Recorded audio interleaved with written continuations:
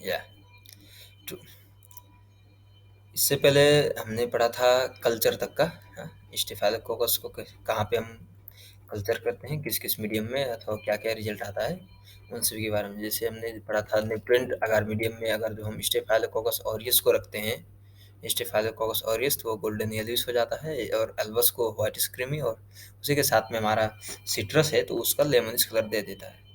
तो इसी की तरह अब हम आगे जा रहे हैं, उसमें क्या है हमारा बायोकेमिकल रिएक्शन। बायोकेमिकल रिएक्शन का मतलब वो कौन कौन से टाइप का रिएक्शन का वो पॉजिटिव या नेगेटिव रिजल्ट देता है, इसके बारे में आज हम पढ़ेंगे। तो उसमें जैसे फर्स्ट में दिया है, they ferment sugar with the production of the acid not a gas. ये अगर जो फर्मेंट करेगा किसी भी टाइप के शुगर को, मैनोज हो सकता है या सुक्रोज हो सकता है, हाँ, इन सभी को ये जब अपने आप में फर्मेंट करेगा इसमें, तो ये जो रिजल्ट देगा वो हमारा रहेगा किसी टाइप का एसिड हो सकता है, लेकिन उसमें गैस का प्रोडक्शन नहीं होता है कभी भी। ये हुआ है इसका फर्स्ट पॉइंट। और ये हमारा क्या है कि मैनिटोल एक ऐसा हो गया बायोकेमिकल सब्सटेंस है कि जिसको वो अगर जो कुछ भी करे, फर्मेंट कर दे, तो उससे ज़्यादा कुछ नहीं, रिजल्ट सिर्फ क्या होता है कि स्टेफाइलोकोकस ऑरियस में फर्मेंटेशन कर सकता है, और कोई कुछ नहीं। अब उसके बाद में हमें क्या करना है इसमें, और फिर दिया कि ये यूरिया को हाइड्रोलाइज कर सकता है, नाइट्रेट अगर जो फॉर्म में बैठा हुआ है तो उसको ये नाइट्राइट फॉर्म में बना सकता है।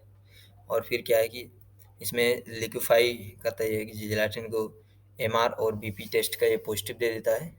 प्रोड्यूस करता है क्लियर हाइड हेमोलाइसिस, यानी कि एकदम अच्छे से हेमोलाइसिस करते हैं, बीटा हेमोलाइसिस कर देता है किसका, ब्लड अगार का। और फिर प्रोड्यूस करता है फॉस्फेटेज। ये सब कुछ इंपॉर्टेंट पॉइंट है जो हमें स्टेफाइलोकोकस ऑरियस में एकदम याद करने के लिए ज़रूरी है। और इन द अगर जो जो मीडियम जिसमें हम पोटेशियम टेलुराइड को प्रयोग किए हैं, तो उसमें क्या होगा कि टेलुराइड को ये क्या करेगा, ब्लैक कॉलोनी में बदल देगा। अब इसके बाद में हमें करना है रेजिस्टेंस, या रेजिस्टेंस कैपेसिटी क्या रहता है इसके अंदर, अथवा कितने कितने कंडीशन को ये स्टेफाइलोकोकस ऑरियस अपने आप में रेजिस्ट कर सकता है, अथवा झेल सकता है, सिंपली कहने के लिए। अब जैसे फर्स्ट में दिया है कि ये 3 से 6 घंटे अगर जो इसे धागे में बांध के रख दें, तो 3 से 6 घंटे तक वो जी सकता है अपने आप को। और इसी के बाद इसमें अगर जो वो रेजिस्टेंट करने के लिए हमें 60 डिग्री सेल्सियस में करना पड़ेगा 30 मिनट तक। और इसमें दिया है कि थर्मल पॉइंट है, तो थर्मल पॉइंट का मतलब ये होता है कि अगर उसे हमें डेथ करना हो, अपने आप में रजिस्ट कर सकता था जेल, उसको अगर जो डेथ करना है हमें, थर्मल डेथ पॉइंट का मतलब है कि उसे टेम्परेचर इतना दो कि ताकि वो टपक जाए अथवा मर जाए वहीं पे। तो उसके लिए क्या है, हमारा 62 डिग्री सेल्सियस का टेम्परेचर देना पड़ेगा आधे घंटे तक। ओके। और उसे मारने के लिए उसे हमें 80 डिग्री सेल्सियस देना पड़ेगा। They require 80 degree Celsius for the 1 hour. 1 घंटे के लिए उसे 80 डिग्री सेल्सियस हमें देना पड़ेगा, उसकी जिस कारण से वो मर सकता है। और लास्ट में यहाँ पे कुछ इंपॉर्टेंट पॉइंट है, ये हमें हमेशा याद करना पड़ेगा। इसमें दिया है कि या 1% फिनॉल को ये 15 मिनट तक झेल सकता है, इससे ज़्यादा किया तो ये टपक सकता है। सेंसिटिव लाइसोस्टेफिन, या लाइसोस्टेफिन अगर जो उसमें प्रयोग किया है तो उसे वो सह सकता है, झेल सकता है, उसे असर हो सकता है उसमें। अब उसके बाद में हमें क्या है कि इसमें नीचे दिया है पेनिसिलिन के बारे में हमें थोड़ा नॉलेज होना चाहिए। जिसमें दिया है पेनिसिलिन, इसमें 3 टाइप का होता है जिसे ये रजिस्ट कर सकता है। फर्स्ट होता है production of the beta lactamase, lactamase नाम का एंजाइम हो गया, और वो जो बीटा है इसका मतलब अच्छे से इम्यूलेशन करेगा। और इसमें दिया है कि inhibit the penicillin by splitting, ये इस पेनिसिलिन को कैसे उसे हटा सकता था, इनहिबिट कर सकता है, क्योंकि इसके पास क्या होता है कि बीटा लैक्टम रिंग रहता है, जिससे वो क्या करेगा, स्प्लिट कर देगा, उसको हटा सकता है वहाँ से। और द स्टेफाइलोकोकस प्रोड्यूस 4 टाइप के होते हैं पेनिसिलिन, जो ए बी सी डी सीधा हो गए। और फिर पेनिसिलिन इज इंड्यूसिबल एंजाइम, एक टाइप का एंजाइम है जिसे ये इंड्यूस कर सकता है, निकाल सकता है। Its production is control by plasmid, यानी कि इस बैक्टीरिया अथवा स्टेफाइलोकोकस ऑरियस के अंदर प्लाज्मिड रहता है, जिसके कारण से ये प्रोडक्शन करता है क्या का, किस चीज़ का, पेनिसिलिन का प्रोडक्शन कर सकता है। उसमें 2 प्रोसेस हो सकते हैं, एक तो ट्रांसडक्शन हो गया, और एक तो कंजुगेशन हो गया। इन 2 तरीके से ये स्टेफाइलोकोकस ऑरियस प्लाज्मिड के अपने अंदर के प्लाज्मिड के प्रोडक्ट सहयोग से ये पेनिसिलिन को प्रोड्यूस कर सकता है। और फिर उसके बाद में सेकंड तरीका क्या है इसका, change in the bacterial surface receptor, अगर जो अपने ऊपर का जो सरफेस का रिसेप्टर होता है उसे अगर जो ये चेंज करे तो भी ये पेनिसिलिन को प्रोड्यूस कर सकता है। जैसे फर्स्ट में क्या रहता है कि ये अपने आप के रिड्यूस करता है बीटा लैक्टम एंटीबायोटिक को, जिसके कारण से वो सेल पे एंड करे, सेल पे अपना हार्मफुल इफेक्ट नहीं दिखा सकता। और सेकंड में दिया है normally the chromosomal in the nature, ये जो सरफेस में रहा हुआ रिसेप्टर होते हैं, ये सब रिसेप्टर ये सब नॉर्मली हर एक बैक्टीरिया में मिल जाते हैं। इसके लिए extend to cover the beta lactamase resistance penicillin such as the methicillin and the cloxacillin, ये सब क्या है कि एक्सटेंड कर सकते हैं, अपने आप को कवर कर लेते हैं इनसे, जिस कारण से ये मेथासिलिन और क्लोक्सासिलिन भी इसमें कोई भी असर नहीं कर सकता, अथवा इनका भी प्रोडक्शन ये सब अपने अंदर कर सकते हैं, जिस कारण से किसी भी टाइप का असर नहीं होगा पेनिसिलिन से। And development of the tolerance to the penicillin, कैसे इसके अंदर टॉलरेंस की क्षमता अथवा पेनिसिलिन को झेलने की क्षमता कैसे प्रोड्यूस होती है। Bacteria not is only inhibited, इसे हम हटा सकते हैं, रोक सकते हैं, सिर्फ मार नहीं सकते हैं पेनिसिलिन से।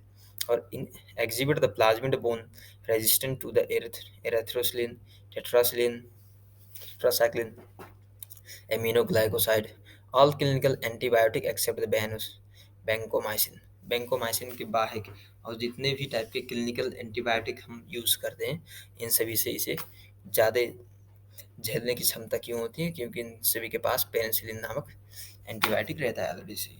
और उसके बाद में हमें पढ़ना है इसमें क्या, पैथोजेनिसिटी, यानी कि उसके अंदर कैसे दूसरे को असर करता है, इसके बारे में हमें पढ़ना है। तो फर्स्ट में क्या होता है, इन सभी के सल्फेस में कुछ सेल से संबंधित पॉलीमर होते हैं, तो कुछ मेम्ब्रेन से एक्टिवेटेड पॉलीमर्स होते हैं, इन सभी के कारण से दूसरे को असर कर सकता है। तो फर्स्ट में हम जा रहे हैं अभी सेल मेडिएटेड पॉलीमर के बारे में पढ़ने। तो इसमें ज़्यादा कुछ नहीं है, बस 3-4 पॉइंट याद करना पड़ेगा हमें। फर्स्ट पॉइंट में दिया है कि सेल वॉल किससे बना रहता है, ये सबसे ज़रूरी इंपॉर्टेंट चीज़ होता है, जिस कारण से कि हमें पता चलेगा ये कैसे अटैच करेगा, अथवा स्टेफिलोकोकस ऑरियस कैसे अपने आप को दूसरे के अंदर इंजेक्ट कर सकता है, इन सभी के बारे में। तो फर्स्ट पॉइंट दिया है cell wall polysaccharide peptidoglycan that yeah, that confers rigidity and the structural integrity to the bacterial cell। Bacteria का सेल जो होता है उसमें पॉलीसेकेराइड का पेप्टिडोग्लाइकन का चेन लगा रहता है, जिस कारण से ये क्या है कि बैक्टीरिया के तरह दिखता है, और फिर उसमें अपना स्ट्रक्चर इंटीग्रिटी करने के लिए और फिर अपना रिजिडिटी मेंटेन करने के लिए इसे पॉलीसेकेराइड पेप्टिडोग्लाइकन का सहयोग पड़ता है। और इसके बाद में क्या है, सिर्फ simple and it activate the complement and induce the release of the inflammatory cytokine, इसके अंदर जो इन्फ्लामेटरी साइटोकाइन होता है उसका ये प्रोड्यूस करता है, अपने आप को अपने अंदर के रहे हुए कॉम्प्लीमेंट सिस्टम को ये एक्टिवेट कर देता है, जिस कारण से क्या है कि इसमें इंड्यूस हो जाता है रिलीज, आप कहते हैं इन्फ्लामेटरी साइटोकाइन, यानी कि साइटोकाइन का ये रिलीज करेगा यहाँ से। और उसके बाद में दिया है कि टिकोइक एसिड, यह teichoic acid facilitate the addition of the teichoic acid, जो इसके सरफेस पे रहता है टिकोइक एसिड, ये है क्या करेगा, ये एडेशन कराएगा कोकी को, कहाँ, होस्ट सेल के सरफेस पे, and protect them from the complement mediated opsonization, opsonization ये चीज बता बचाने के लिए काम कर देगा तुम्हें। और उसके बाद क्या है कि कैप्सूल में जो पॉलीसेकेराइड रहता है वो क्या करेगा, इनहिबिट ऑप्सोनाइजेशन, इसके कारण से ऑप्सोनाइजेशन नहीं हो सकता इन सभी में। और दिया है अब सेल सरफेस में प्रोटीन जो होती है उन सभी के बारे में थोड़ा हमें याद करना पड़ेगा, ये एंजाइम भी इन्हें हम लिख सकते हैं, एंजाइम या एंजाइम्स कुछ ऐसे जो इसके हमें सरफेस पे मिल सकते हैं। इनमें से फर्स्ट है तुम्हारा लिपेज है, लिपेज का काम क्या है, ये प्रोड्यूस करते हैं large number of the lipase में जो हाइड्रोलाइज करते हैं। और दूसरा काम क्या है, इन्फेक्ट करते हैं बैक्टीरिया स्किन पे और सबक्यूटेनियस टिश्यूअर जितने भी होते हैं उन सभी पे एक्ट कर देते हैं। सेकेंड है हाइल्यूरोनिडेज, इसमें इसमें क्या है कि ये एक हाइलोरिक एसिड का लिए एक एंजाइम होता है जिसमें वो हाइलोरिक एसिड को डाइजेस्ट अथवा किसी भी टाइप का असर कर सकता है। इसमें फर्स्ट है ये कनेक्टिव टिश्यू को ब्रेक डाउन कर देता है, और उसके बाद में स्टेफाइलोकाइनेज अथवा फाइब्रिलाइसिन और ये fatty acid modifying enzyme and proteases, ये सब हेल्प करता है spreading and initiation of the infection, तो इन्फेक्शन को शुरू करने में और उसे बढ़ाने में काम करता है हेलोडाइनेस। उसके बाद है तुम्हारा न्यूक्लियस है, तो ये सिंपल है, ये हीट स्टेबल न्यूक्लियस होता है जिसका ये सबसे इम्पोर्टेंट कैरेक्टर माना जाता है इसमें।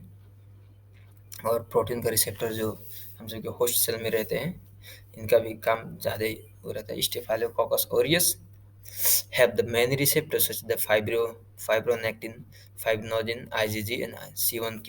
ये सब कुछ टाइप के रिसेप्टर हैं जो हमारे उसमें स्टेफाइलोकोकस के अंदर रहते हैं। इनका काम क्या है कि एडेशन करवा दो होस्ट सेल्स अथवा टिश्यू से, होस्ट के अंदर रहने वाले टिश्यू से एडेशन अथवा चिपका दो उन्हें। ये उसका मेन फंक्शन में आ गया।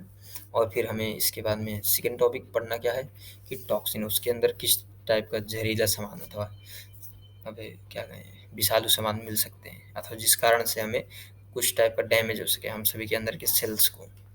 फर्स्ट रहता है हमारा साइटोलाइटिक टॉक्सिन।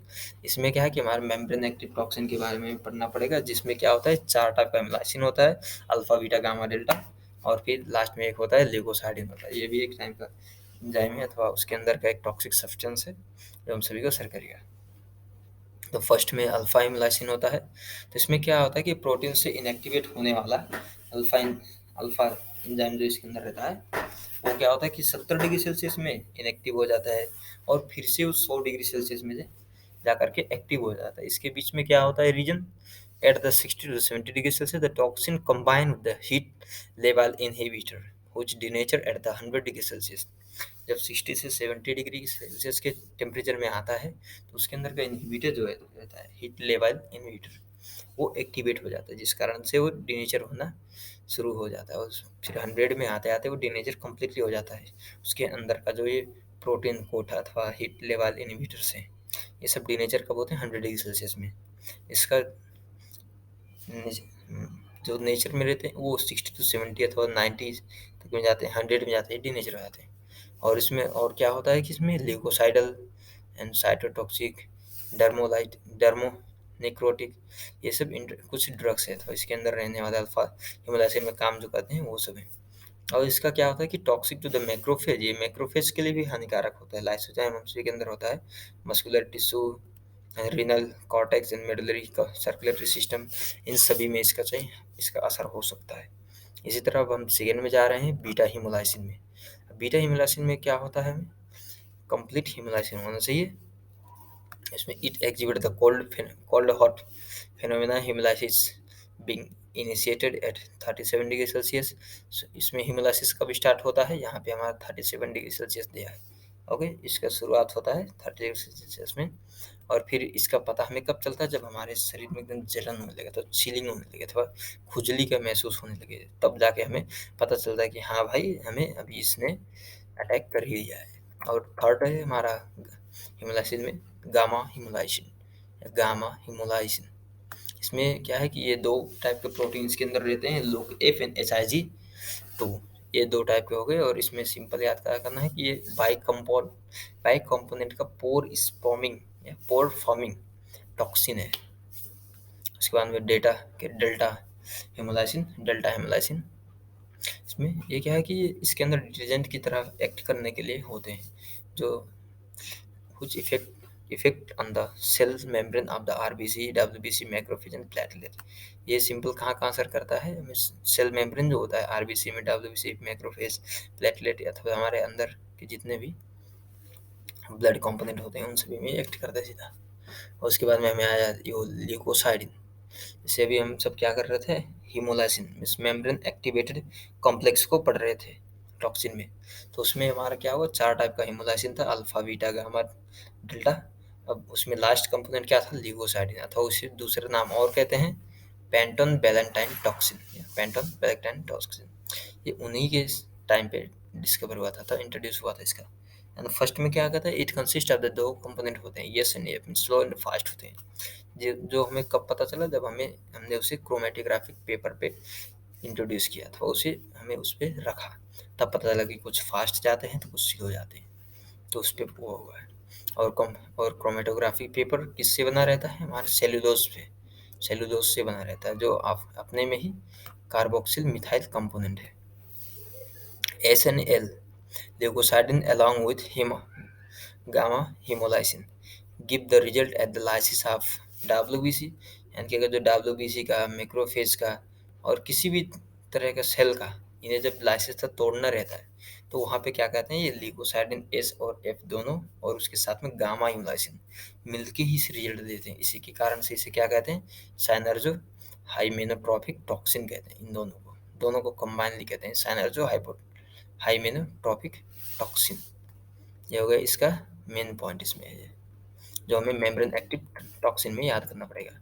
और सेकंड टॉक्सिन हमारे पास है इंटेरोटॉक्सिन।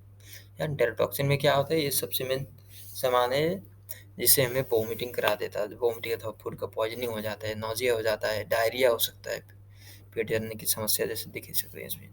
और सेकंड में क्या है, ये हीट का स्टेबल बैक्टीरिया रहता है, अथवा इनकी इसके कारण से इसे हीट का ज़्यादा असर नहीं होता है। And resist the 100 degree Celsius for the 10 to 40 minute. Enterotoxin के क्या है कि हमें अगर जो उसे बैक्टीरिया को स्टेफिलोकोकस ऑरियस को हम अगर जो 100 डिग्री सेल्सियस में रख दें 10 से 40 मिनट तक, तो भी कोई असर होने वाला नहीं है इस टॉक्सिन को सिर्फ। And depending on the concentration nature of this, ये 10 पे अलग ही कॉन्सेंट्रेशन होना चाहिए, नेचर होना चाहिए, बैक्टीरिया का फर्क करता है, तो 10 से 40 तक का मिनट हो गया उसके लिए। एंड 8 इसमें एंटीजेनिक इंटेरोटॉक्सिन होते हैं जिसका हमें काउंट कैसे करते हैं, A B C1 C2 C3 D E H, ये हो गए 8 टाइप के इसके अंदर के इंटेरोटॉक्सिन्स। और act directly to the autonomous nervous system to cause the illness. जिस हमारा जो एटोनोमस नर्वस सिस्टम होता है उसके अंदर ही डायरेक्ट एक्ट कर देता है। और इसमें डिटेक्शन के लिए दो टेस्ट पाए जाते हैं, या डिटेक्शन के लिए ये दो टेस्ट हैं, जिसमें हमारा फर्स्ट है लैटेक्स एग्लूटिनेशन एंड सेकेंड है एलिसा। एलिसा हम SIV के टाइम पे भी करते हैं एक बार, ताकि कंफर्म हो जाए कि हाँ उसके अंदर क्या हो रहा है।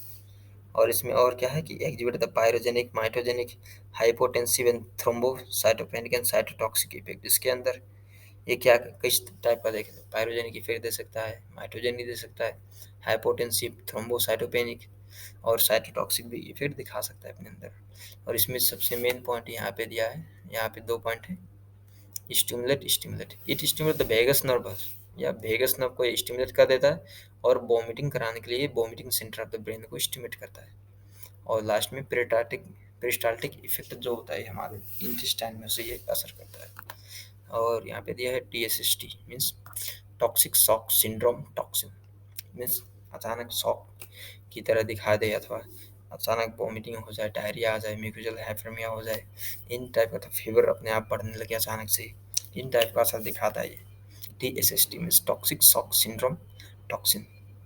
ये एसोसिएटेड होता है हमारा म्यूकोजल लाइनिंग से। सिंपल टू टाइप का होता है, TSST A TSST2B, ये दो टाइप का। इसके बारे में हमें ज़्यादा डिटेल नहीं जाना पड़ेगा अंदर से। और यहाँ पे आ गया हमारा लास्ट टॉक्सिन जिसका नाम है एपिडर्मोलाइटिक अथवा एक्सफोलिएटिव टॉक्सिन। इसे हम दूसरे भाषा में क्या कर सकते हैं, टेट्रायस और फोरियस में द स्टेफाइलोकोकल स्कैंडर्ड स्किन सिंड्रोम। ये होता है वही टू टाइप फिर से आ गए, ETA ETB। ETA में क्या होता है, क्रोमोजोम से होता है और हीट स्टेबल, हीट करो तो कोई असर नहीं होगा। ऐसे ETB है जो इसमें क्या है कि प्लाज्मिड से बना रहता है, तो प्लाज्मिड के सहयोग होता है इसमें। ये हीट का लिबॉइड है कि हीट करोगे तो इसमें असर हो जाएगा। और देन और क्या है इसमें, its severe form is Ritter's disease. या रिटर्स डिजीज के अगर जो एपिडर्मोलाइटिक टॉक्सिन ज़्यादा असर कर दिया बच्चों में किया तो रिटर्स डिजीज, और अगर जो बुढ़े लोगों में कर दिया अथवा बूढ़े को कर दिया तो टॉक्सिक एपिडर्मल नेक्रोलाइसिस हो जाता है। And mild form of pemphigus या pemphigus neonatorum and bullous impetigo. Okay, जो ज़्यादा असर नहीं किया है तो शुरू भी नहीं है इस दोनों के बीच के स्टेज में, तो उससे क्या कहते हैं हम, पेम्फिगस नेक्रोटम अथवा बैलस इम्पेटिगो कह देते हैं। और इसके कारण से कहाँ कहाँ डिजीज हो सकता है, किस टाइप का डिजीज हो सकता है, इसमें ध्यान दें तो हम इसमें फर्स्ट होता है स्किन अथवा सॉफ्ट टिश्यू में डिजीज होता है, इन्फेक्ट होता है इसमें।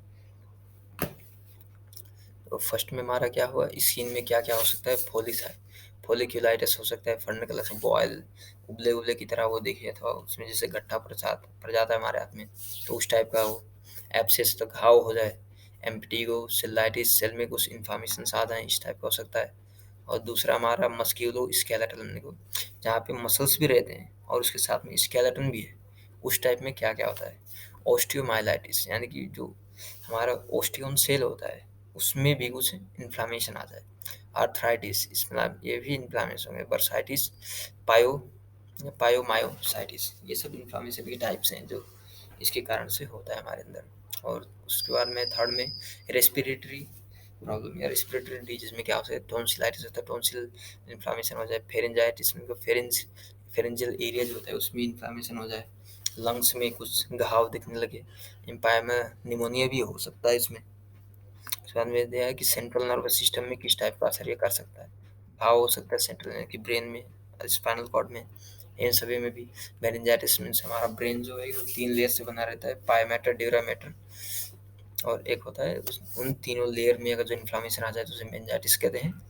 इंट्राक्रैनियल मीन्स क्रैनियम के बीच बीच में जो होता है लेयर, उन सभी में कुछ प्रॉब्लम हो जाए, अथवा थ्रोम्बो क्या है थ्रोम्बोफ थ्रोम्बोफ लेविटाइसिस, ये भी इंट्राक्रैनियल के अंदर ही क्या होता है। और लास्ट में दिया है हमारा सेकंड लास्ट पॉइंट है अथवा पांचवा पॉइंट है, इंडोवैस्कुलर या मीन्स इंडो मतलब इंडोथेलियल, वैस्कुलर मतलब वेसल्स या वेसल्स के बीच में जो इंडोथेलियम का लेयर होता है उन सभी में कुछ आ जाए सर। इससे हो सकता है बैक्टीरिया, सेप्टिसेमिया, पाइमिया और इंडोकार्डाइटिस, इंडोकार्डियम रीजन में इन्फ्लामेशन आ जाए। यूरिनरी सिस्टम में क्या हो सकता है, अनकॉमन रूटीन यूटीआई हो सकता है, फिर इन्फेक्शन हो सकता है कुछ टाइप का, जो इम्प्लांट, ये जब हम इम्प्लांट करते हैं तो अपन कोई भी ऑर्गन अथवा यूरिनरी सिस्टम में कुछ भी ऑर्गन को चेंज करते हैं, दूसरे से अपने अंदर इंट्रोड्यूस करते हैं, तब उस वक्त में इस टाइप का इन्फ्लामेशन हो सकता है। और इसके बाद में आज का हमारा टॉपिक यहाँ तक का था, जिसमें हमने आज कवर क्या क्या किया है। फर्स्ट में हमने क्या किया,